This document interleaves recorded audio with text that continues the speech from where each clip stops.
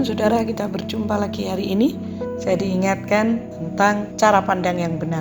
Dikatakan 1 Korintus 14 ayat 20 berkata begini, saudara-saudara, janganlah sama seperti anak-anak dalam pemikiranmu. Jadilah anak-anak dalam kejahatan, tetapi orang dewasa dalam pemikiran. Ini erat sekali berhubungan dengan pikiran kita. Saudaraku, ada banyak hal yang terjadi dalam kehidupan kita ketika kita di rumah, ketika kita bekerja, ketika kita punya teman-teman yang bersama dengan kita. Nah, kadangkala kita ini susah untuk bisa memahaminya.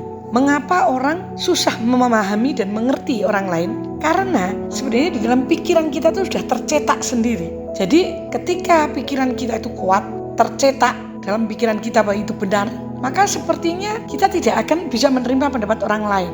Hari ini saya ingin kita kembali mengingat bahwa apa yang kita pikirkan itu akan menjadi diri kita. Nah, saudaraku, seringkali kita berpatokan pada diri sendiri dan menganggap semua pendapat kita itu benar adanya. Bukan karena pendapat mereka atau teman-teman kita itu yang salah, tapi karena kita tidak mau merasa dikalahkan. Nah, ini seringkali terjadi dalam hidup manusia.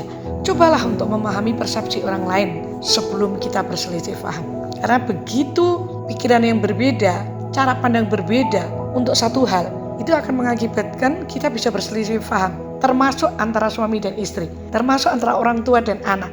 Ketika kita berpendapat bahwa pikiran kita yang benar, pendapat kita yang benar.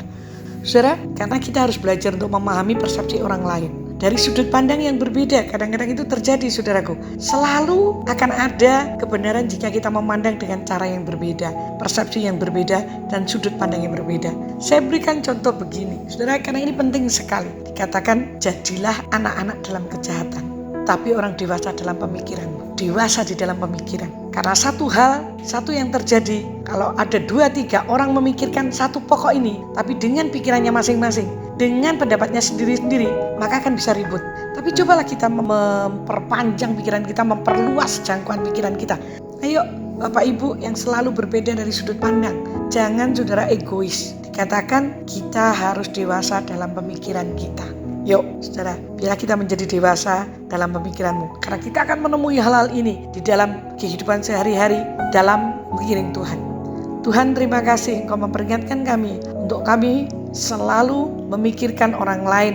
Kami tidak egois dengan pikiran kami sendiri. Karena kami tahu ketika kami mempunyai sudut pandang yang berbeda untuk satu hal, ketika kami menguasai pikiran kami menjadi dewasa dalam pemikiran, maka kami akan menemukan kebenaran. Dalam nama Yesus. Amin. Selamat mempraktekkan. Tuhan memberkati.